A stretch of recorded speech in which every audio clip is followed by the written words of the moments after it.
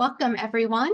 So glad to have you join us today. We'll give it just another minute or two as people are coming in from the waiting room. We are excited to have you here today.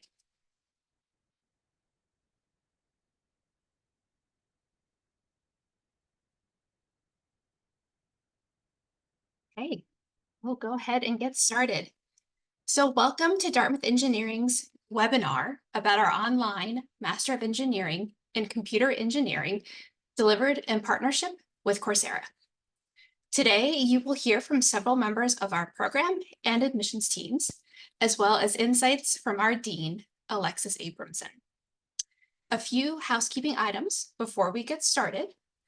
This session will be recorded, and we will send out the recording and the slides after the event. We will also have a Q&A session at the end of the presentation, so please feel free to post any questions that you have in the Q&A box during the session, and we'll work to address as many as we can at the end. Now we'd like to bring up a quick poll to learn more about our attendees and what you're hoping to learn about during today's session. And if you could just take a few seconds to answer the poll questions, that would be great.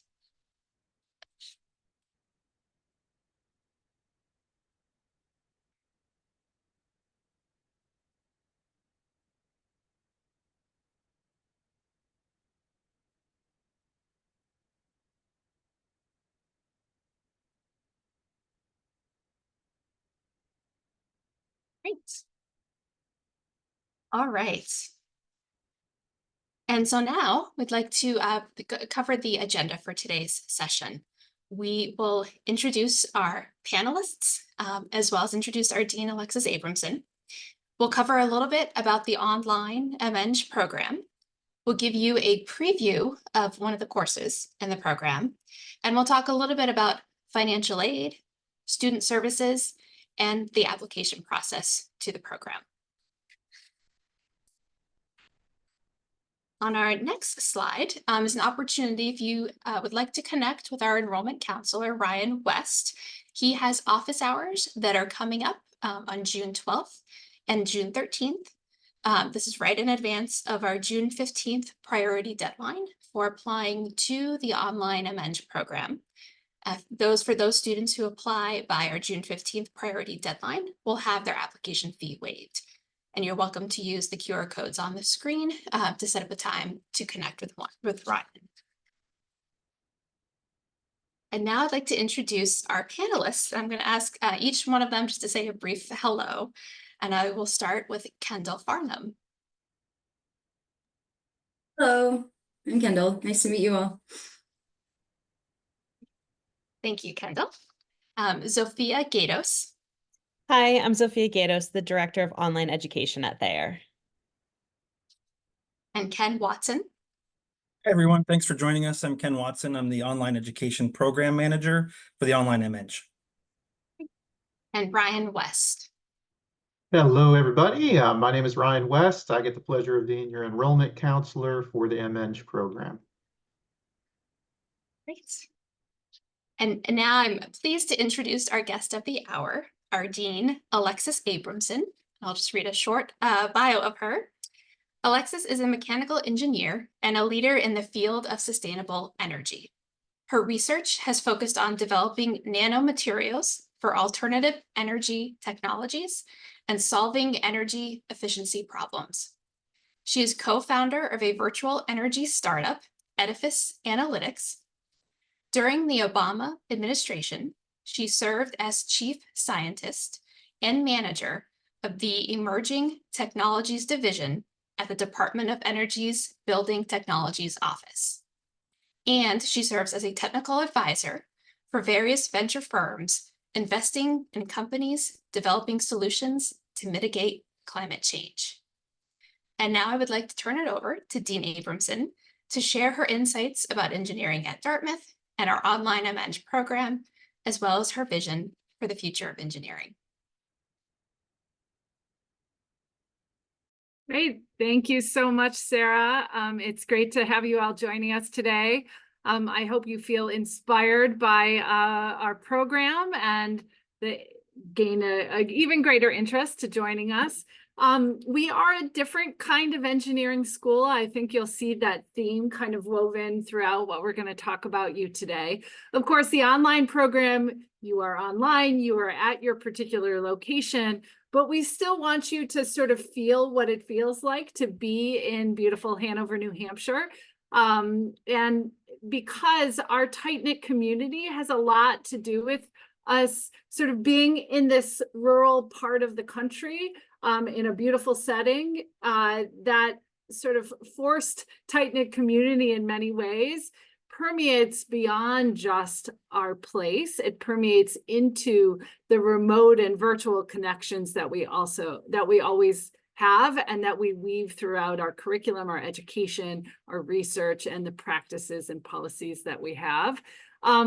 We are Hanover, New Hampshire, just some of you might know, we're 2 hours northwest of Boston and 5 hours north of New York, 3 hours south of Montreal as well. So in New Hampshire, as I said before, in a rural setting. In terms of Thayer School of Engineering, I alluded to the fact that we are a different kind of school. Yes, we were founded, we're over 150 years old, so we're one of the first engineering schools in the country. But our philosophy is quite different, and you'll see this permeate through the MEng, the online MEng program. So at the undergraduate level, our engineering students take not just engineering, but they're immersed in the liberal arts as well. We're a liberal arts college, but we're a highly research active, Research One as it's called, liberal arts university too. And so that philosophy around having a more holistic approach to engineering really also permeates through our graduate programs. So while you might not be taking, studio art or anthropology in the online MEng, many of the philosophy around incorporating kind of the real world, more holistic approach to engineering actually will rear its head in the classes that you take in our online program. We do try to make our curriculum as hands-on or interdisciplinary as we can. We are sprinkling some hands-on opportunities for you into our program that's also unique. But at the end of the day, we really want to bring as much problem solving, especially real world problem solving, to what you are learning in the classroom, in the virtual classroom. And so that means really understanding the need at the other end, like understanding, for example, if we think about the semiconductor industry and how much that is just undergoing a revolution right now, and really understanding that and then bringing that back to what you're learning in your classes so that you see that connection and how important that is to the learning experience. And so before I mentioned our tight-knit community, very core to who we are, we'll try and continue to cultivate that even for our online students. We have live sessions with our faculty. We have opportunities for you to get to know the other students in your cohort. And so overall, we're a very welcoming, accessible, and supportive environment comprised of our faculty, staff, and our other students as well. So just to kind of capture it in a nutshell, right, at Thayer School of Engineering, we really do put human well-being and global societal needs and opportunities at the center of what we do.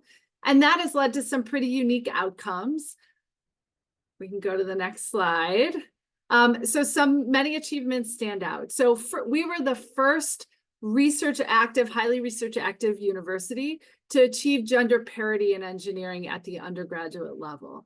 And that has a lot to do with the fact that we try and really bring the real world into what we do. We're very sort of hands-on or project-oriented. We're very welcoming. We're very tight-knit community. And as a result, women in 2016, underrepresented minorities as well, have felt really, as they report to us, more comfortable being part of our community and more encouraged and supported in their academic journeys. We're also in the top 10 among private colleges for highest average salaries. We have a wonderful career services office that works very hard and will work closely with you to help you find that next job, that you can take the MEng degree that you've now earned and actually be able to find another position that might be more what you're looking for. Also, this third thing ties to what I was saying in the beginning, that Dartmouth undergrads take at least 50% of Dartmouth undergrads take at least one engineering course before they graduate, even though only 10% of them major. And that's just evidence more so that we really do try to cross those boundaries. I should also mention we're committed to maintaining the fact that we don't have traditional departments. For those of you who did a bachelor's degree in engineering, you probably were in a mechanical department or an electrical department or computer science or computer engineering department. We don't have that. We have what we call program areas, but not having sort of siloed departments allows us to be much more interdisciplinary. So not just beyond engineering, but within engineering as well. We also have a PhD innovation program, and I mention this mostly because it really demonstrates our commitment to entrepreneurship, and you'll see some of that woven throughout the MEng program as well, that we really want to think about how, again, this relates to the real world and how we can take some of these new ideas and new technologies and get them out into the marketplace so they can have the impact that they need to have to move us forward. And so we're very committed to entrepreneurship and support that as well. And also this last statistic shows that too, that about half of the Thayer faculty have launched startup companies. So again, we sort of live in this culture of entrepreneurship. And I do want to mention that all of the faculty that will be teaching you are Thayer faculty. They understand who we are. They're immersed in other classroom courses here on campus. And so they get these philosophies that I've been describing to you, and they're committed to making sure that that is woven throughout that online MEng program. So I always like to say that the nation and the world really needs Dartmouth engineers because of this unique approach that we take. It's not just the technical competence that you will, of course, gain through this program, but again, because we're weaving in some of those other bits and pieces, you're going to understand it in the context of those global challenges and the growing importance of technology in society. And you can see some examples here of real successful people. Mira Murati is actually coming to campus in June, so we're excited to host her. She's the CTO of OpenAI, ChatGPT. And so it's really the training of all these people that they often attribute their successes to the fact that they were trained within that more holistic global context. Also worth mentioning is it's been around about a year, consortium called the EDGE Consortium that we launched here at Dartmouth in partnership with 6 other institutions. And this consortium's been launched around the CHIPS Act, which I'm sure you've heard of. A multi-billion-dollar sort of initiative from the federal government to really bring more manufacturing and research and development around the semiconductor and semiconductor-related fields to the US. And computer engineering obviously fits very well within that initiative. And so what's great is we're at the forefront of bringing. Right now, it's 7 institutions. We have a lot of people knocking on our door to be part of it from other institutions as well. But bringing those universities together to really figure out how can we engage students more and better and support students on their career trajectories in the semiconductor-related field. Or really, I would probably say any job you're going into that requires sort of some background in computer engineering is going to be excited about the additional support and opportunities you'll have through the EDGE Consortium. So that's just another kind of extra curricular opportunity that you'll have access to. And then really that as I was just talking about, right, this online MEng, especially within the computer engineering field, really we see one of the reasons we launched computer engineering to start is we really see that the market demand in this industry is on the rise. And so you'll have an opportunity through the courses to get engaged in a variety of different pieces and parts. And I think we're going to go through that related to intelligent systems and hardware and software and AI, right? So you'll understand the technology and understand that impact. And then again, making it as relevant to you and the work that you'll be doing, but also making it flexible and accessible is something we're committed to. So thanks. I'm going to hand it over to Zofia, I think. Yep. Thank you. It was great to hear from you, Dean Abramson, and hear your perspective on the program and talk a little bit, hear from you about what makes Thayer such a special place to go to school and really to work as well. So I'm going to talk to you a little bit more about our online MEng in computer engineering specifically, some of the details of the program. We had our first cohort of students start this past March. So Dartmouth is on quarter system. So there are 4 terms per year. They're 10-week terms. And our first cohort of students are wrapping up their first classes now. There's another little bit more than about a week and a half really of classes left for them in this first term. And we're recruiting for the next intake cohort, which would start in September or following March or beyond as you're thinking about your degree program. The computer engineering MEng really focuses on intelligent systems. So in this program, it's 9 specific courses where you're really going to build your mastery in technology needed for AI, for virtual and augmented reality, for autonomous robots, for self-driving cars. So as I said, it's 9 courses. You can take them kind of on your schedule. We're trying to keep it as flexible as possible in terms of prerequisites, although some of the courses do have some prerequisites within the program. You can take 1 or 2 courses at a time, and these are these 10-week terms. So from our students taking courses right now, we've heard that 2 courses at a time is definitely an intense load. Some of them did decide to change down to 1 course per term, but because the terms go by so quickly, you'll get to your next course relatively soon. And you can finish in as little as 15 months if you're taking 2 courses at a time and going straight through, but you can also take a term off if you need to, and you have up to 6 years to complete the degree.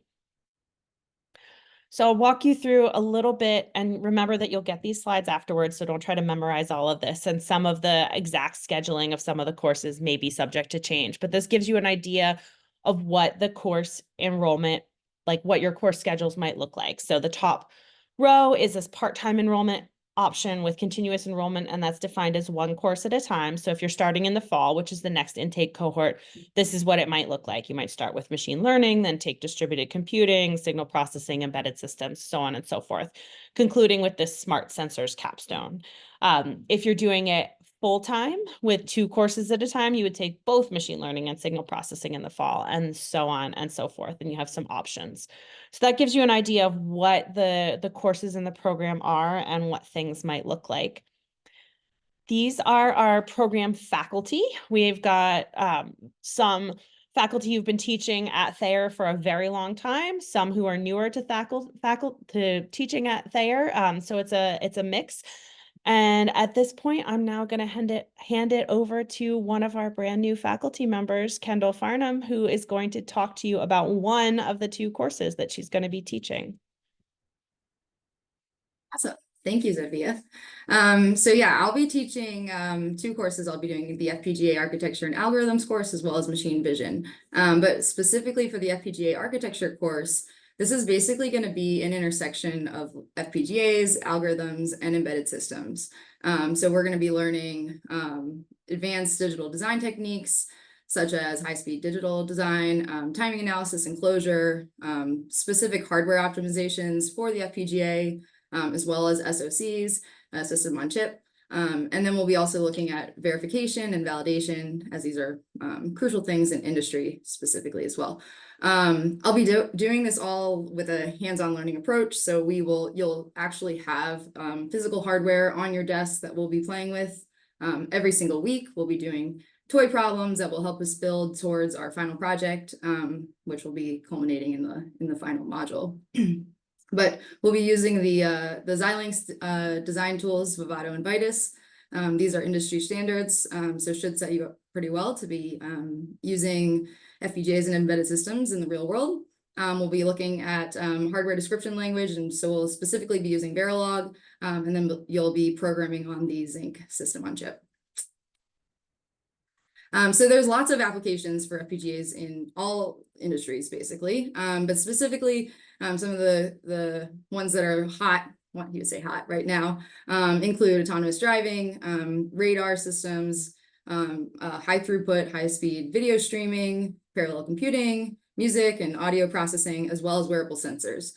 So we can't actually take a deep dive into all of these, but they all have the same fundamental principles of we have signals coming in, we do some processing on hardware, and then we have signals coming out. So we'll be sort of touching on aspects of every industry in the course in all of our little toy problems as we go through the term. But it's going to be really fun. It's all going to be project-based and real-world applications. So you should definitely join the program. It'll be a good time.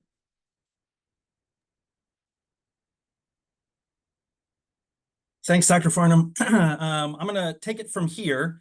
And as I mentioned at the outset, my name's Ken Watson. I am the online education program manager. So what that means in practical sense is I work with students on the experience side of this program. I'm not an engineer myself, but I've been working in higher ed for a very long time, and in online programs specifically for about a dozen years. And so we'd like to kind of shift the focus now a little bit to highlight some of the resources and opportunities that are going to be available to you as a Dartmouth graduate student and as a student in this online MEng program.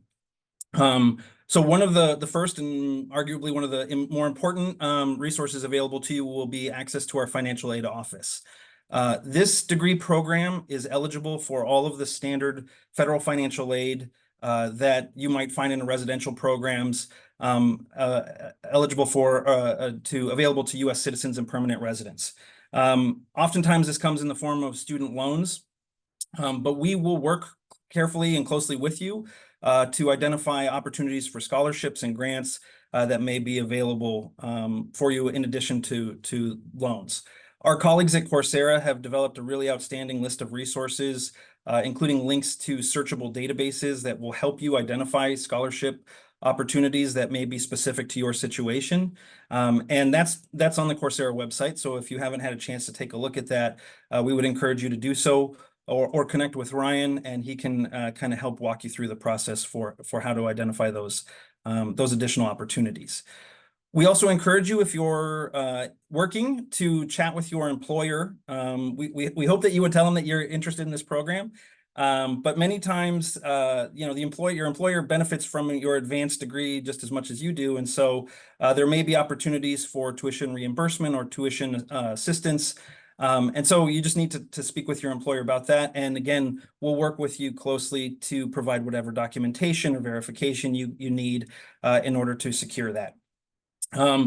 Coursera does work with students, international students, if you're not a U.S. citizen or not a permanent resident of the United States, but need funding opportunities. There are additional funding sources for students outside of the U.S. And so again, we would encourage you to connect with our enrollment counselors and learn more about those. And as Zofia mentioned earlier in the slideshow, part-time enrollment in this program is just one course per term. That's generally what's required to be eligible for most forms of financial aid. So as long as you're enrolled in at least one class per term, there should not be an issue with eligibility for your aid. So financial aid is one obviously very important piece, but there are a whole suite of organizations and departments around Dartmouth that we have put a substantial amount of work into making sure that you receive the highest level of support and services from these units as possible, given the fact that you'll be studying remotely.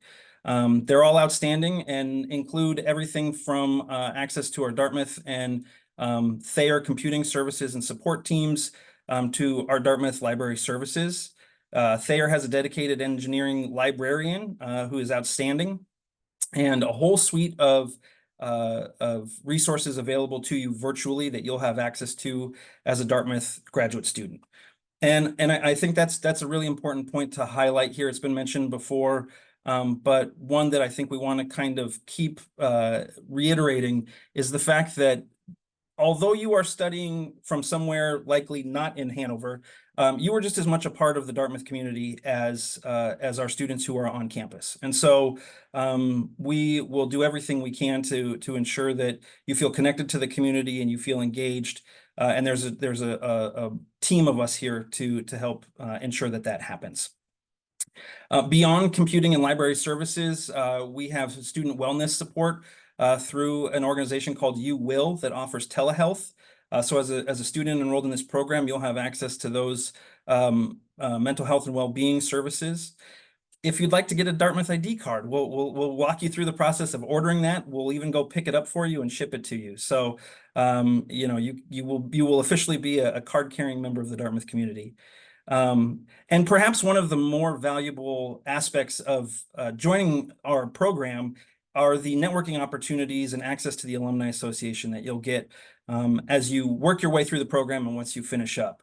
There are some very outstanding people, as have been highlighted in this slideshow, that have come through Thayer and through Dartmouth College, and the opportunities that you'll have to connect with folks like that I don't think can be understated in terms of the value. So we encourage you to really, when you join the program, make as much of it as you possibly can. Communicate with your fellow students, communicate with your faculty, reach out to us in the various offices, and we'll help make sure that you're really soaking up as much as you can while you're working your way through your coursework.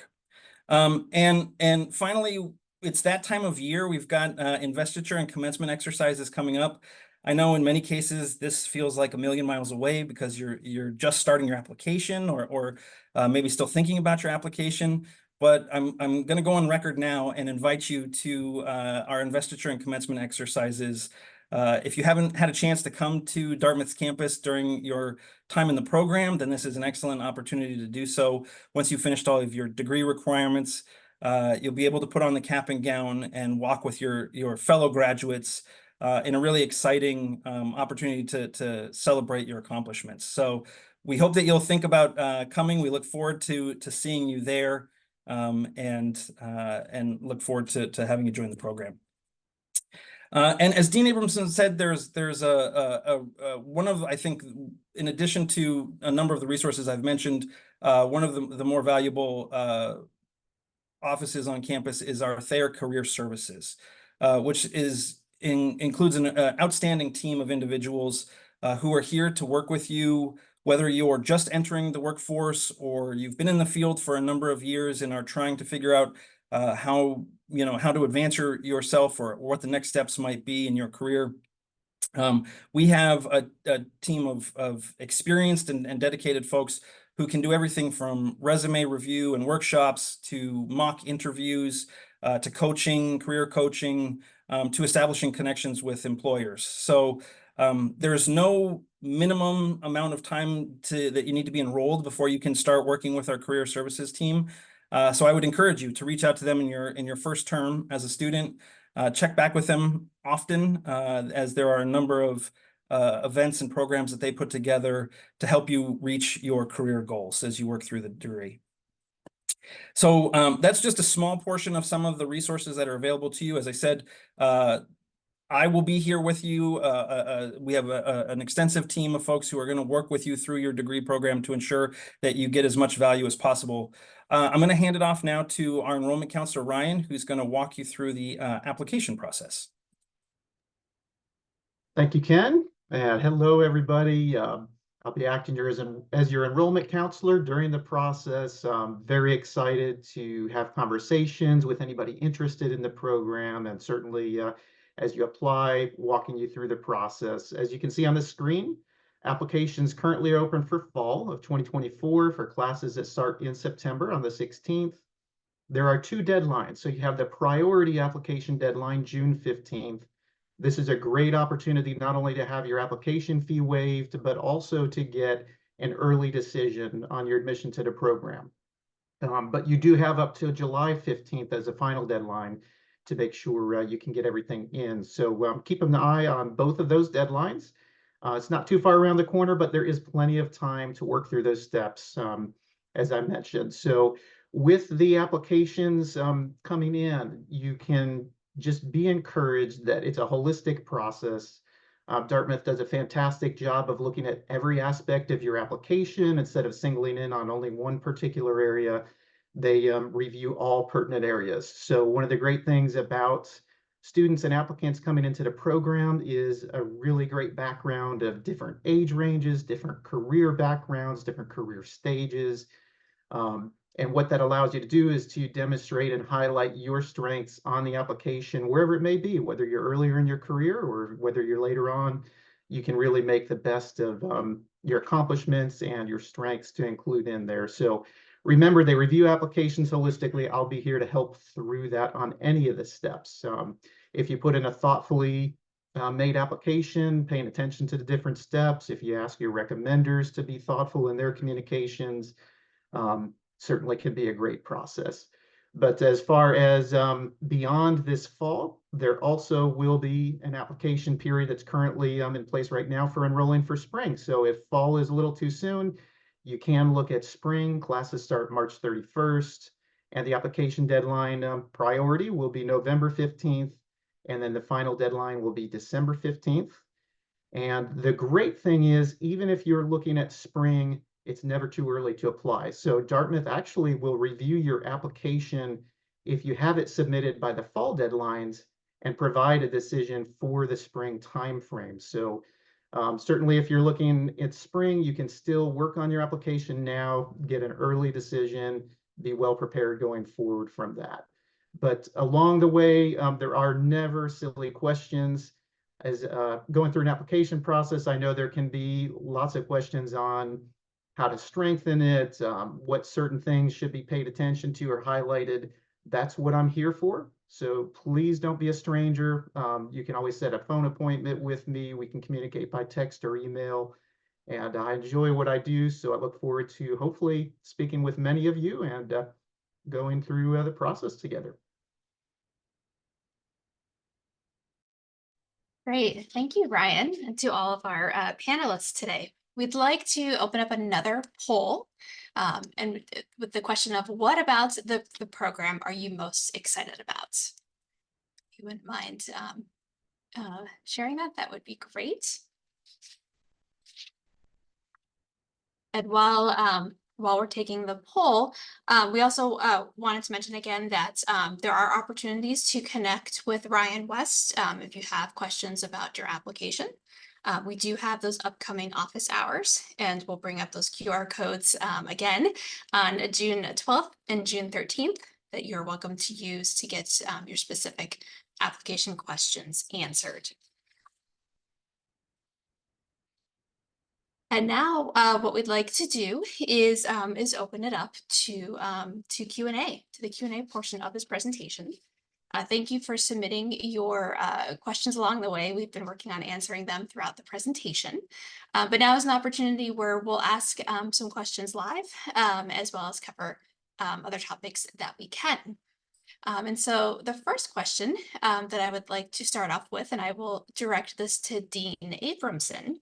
This question is, this person says, the holistic approach is what attracted them to our program. What advice do you have for late bloomers or those unable to access engineering programs during their college years for moving into the engineering field later in their career, especially if undergraduate is not engineering? Yeah, great question. And I might call on some of my colleagues here too. So it depends. As was mentioned, we do take a very holistic approach when you submit your application. And really look at, maybe you've had some technical experience in the workplace, and even though you didn't major in engineering or didn't have access to that, that would count. And we really want to make sure that you're set up for success. And so we also don't want to encourage you into the program if we're worried about your background. So we're going to really look at your application pretty closely from this holistic perspective. There are opportunities, though, to take other classes to kind of get you ready a little bit more for a master's in engineering.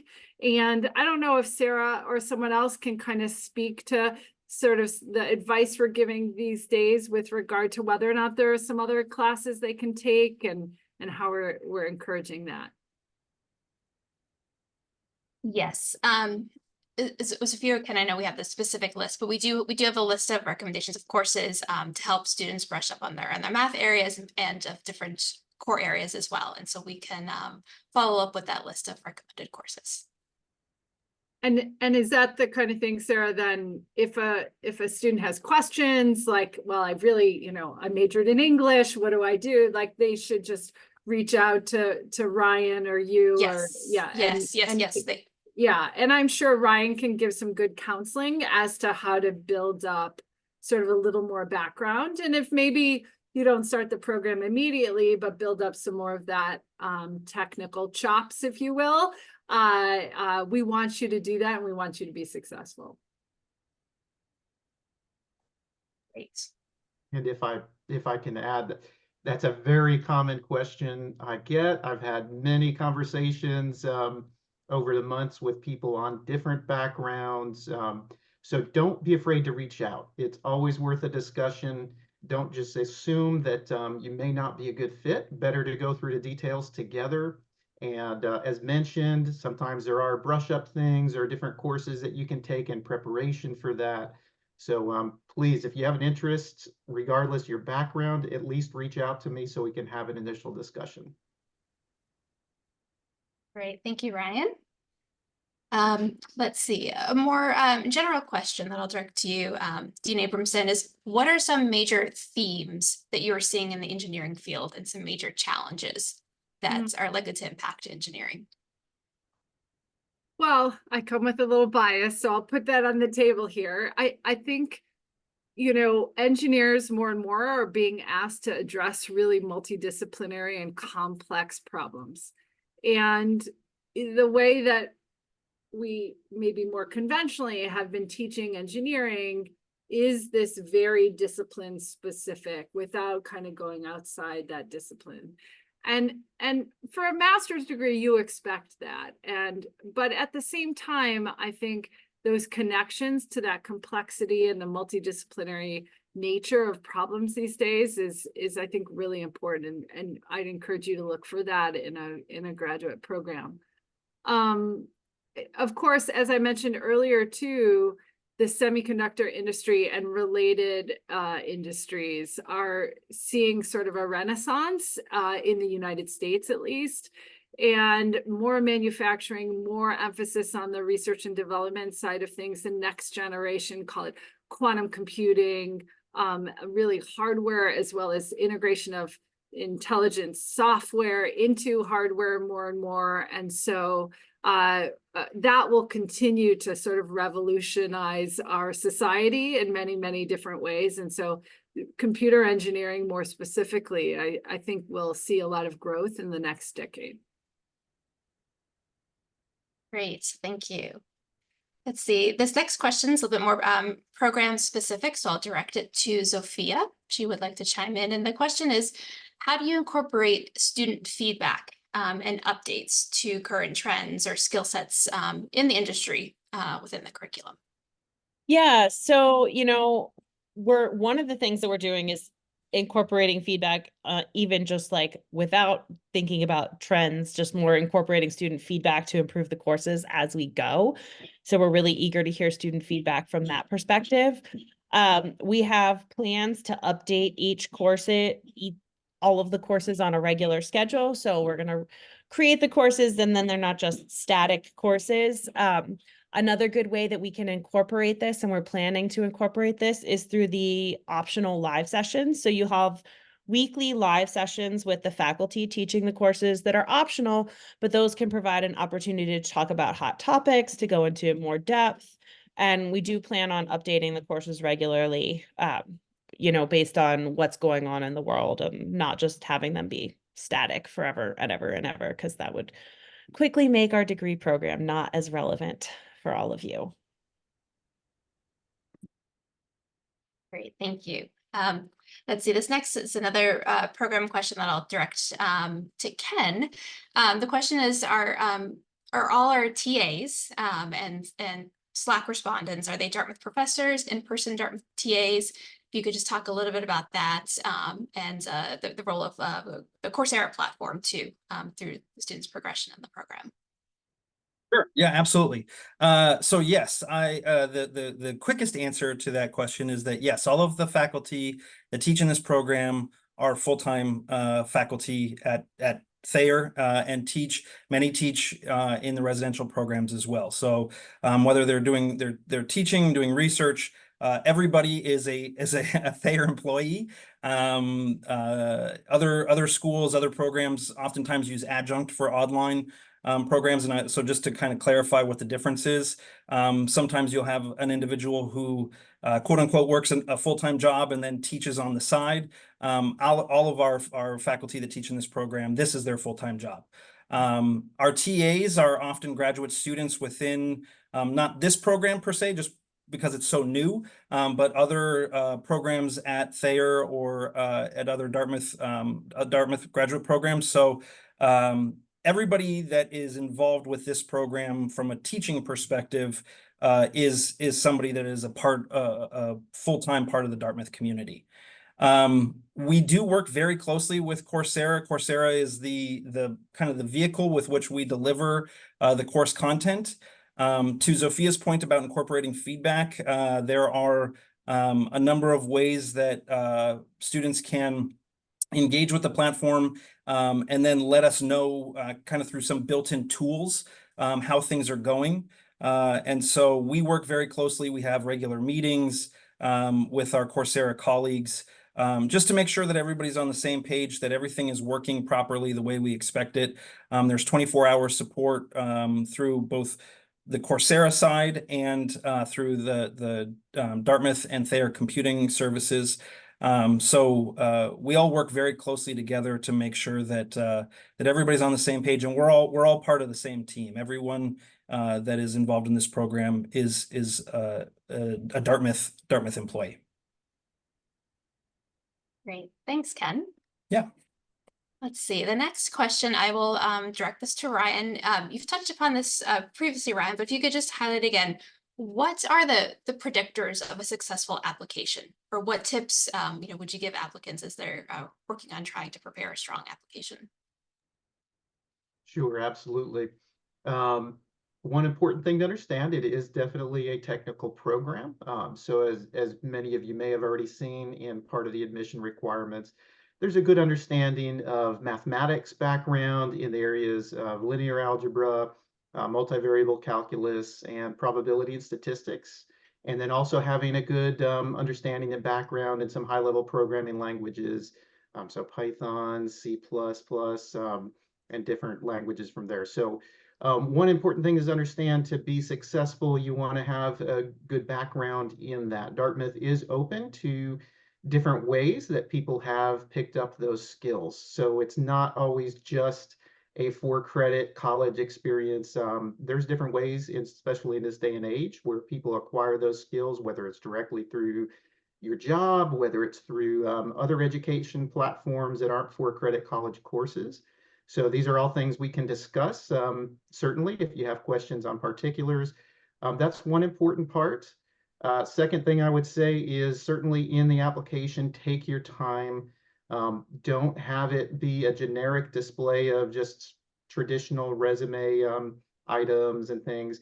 Really take time to express the background you have and be particular. Of course, if you can make it relevant to the engineering or technology field, obviously those are things you would want to highlight the most, but also speak to your motivation, speak to your reasoning. Dartmouth is not a school where typically people go to check a box on a resume and get a college degree by doing the bare minimum. These are students who are excited to get into the curriculum. They're really wanting to learn at a great level of depth, take advantage of the expertise of the professors. So motivation is important. There's an opportunity in your written statement, the statement of purpose. to elaborate why you're moving in this direction for your career, what education plays into that, why the Dartmouth program in particular will help you to be successful with that. So those things are all great things you can highlight on your application. Don't take anything for granted. The recommendations, if you can make sure that when you reach out, and I would encourage you to reach out to all recommenders first to verify they can do it and they're comfortable doing it, but just express to them it's not a generic job recommendation.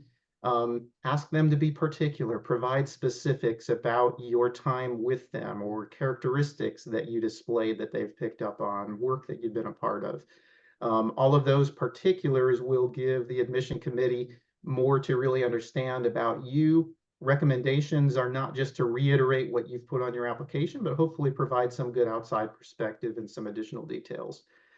So of course there's a number of other things, but those would be some of the biggest areas I would recommend focusing on, and look forward, as I've mentioned, to talking with any of you who'd like to explore that further.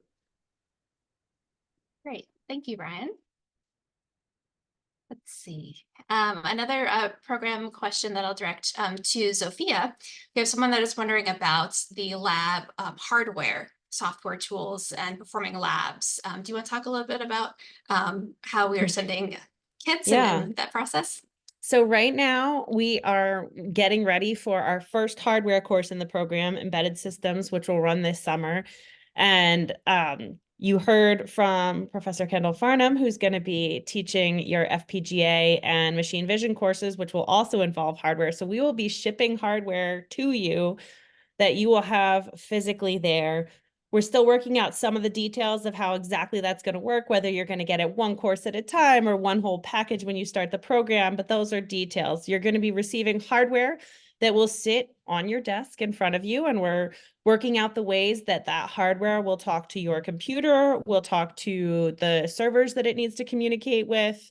So you'll actually be working with physical hardware on your own desk that we will send to you, and everybody's really excited about getting this piece of it working. And we all feel it's really critical for you to get hands-on experience with actual hardware for some of the labs for these courses. And we would be remiss in not having a hardware component to a computer engineering program. Great.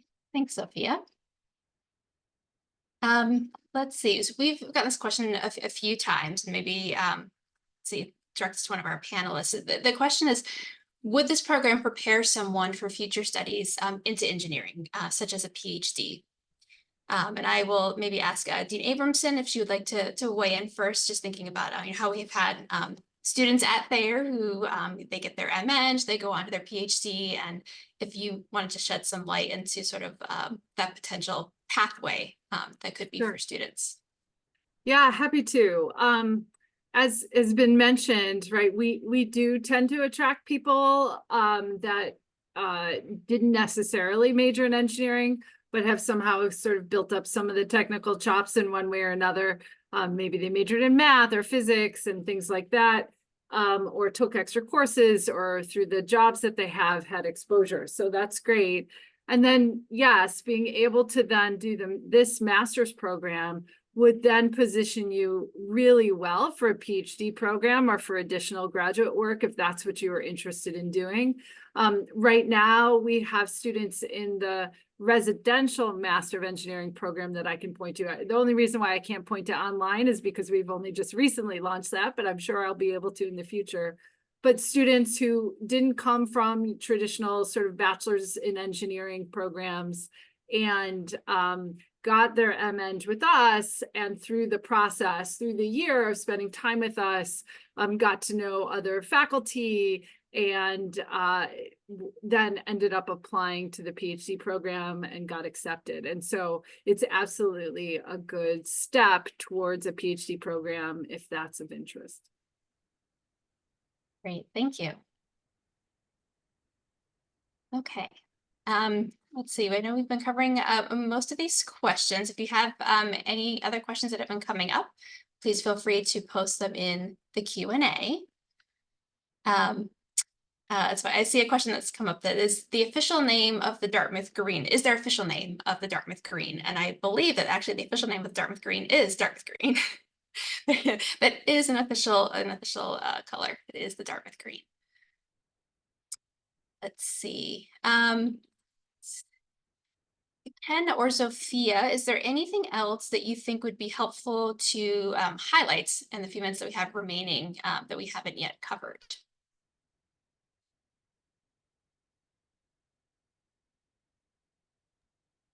Yeah, I'd say I've been trying to answer your questions as quickly as I can in the chat. I'm sure we didn't get to absolutely everything.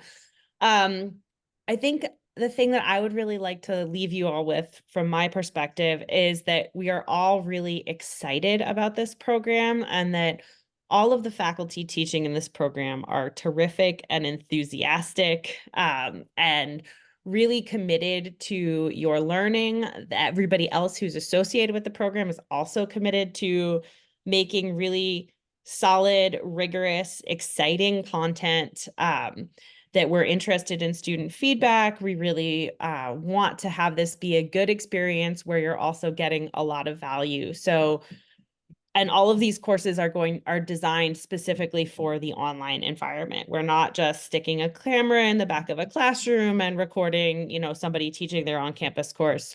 These are really courses designed for online first.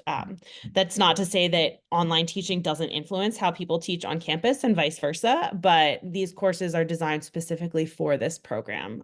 So I really want to emphasize that aspect of it. Yep, I think Sophia hit the nail on the head. And as we've kind of discussed through the course of this presentation, that we want you to feel like you are a member of the Dartmouth community, because you are when you're coming through this program. And so there are those of us who are on the call today, but there is an entire team of us kind of behind the scenes that are here to support you. And so I've been very happy with, I think, the level of engagement that our first cohort has shown with each other. And I can already see some strong relationships developing there. But we are having the opportunity to get to know them as well. And so I'm excited about what they're going to be doing over the coming terms. I'm excited to get to meet the next cohort. And as this program grows and those cohorts get the opportunity to interact with each other, it really feels like the sky's the limit. So we're excited to welcome you all. Great. Thank you, Ken and Sophia. Well, and on that note, we would like to thank everyone for joining us today and for your great questions. For anything that we didn't cover, please feel free to email our admissions team. We'll be happy to address more questions via email or over phone calls. And as we mentioned, we have upcoming office hours with Ryan to get any of your application-specific questions answered. So thank you again for joining us. Be on the lookout for the link to this recording and the slides afterwards. And we appreciate your interest in Dartmouth and our online MEng program. Thank you very much and have a great day.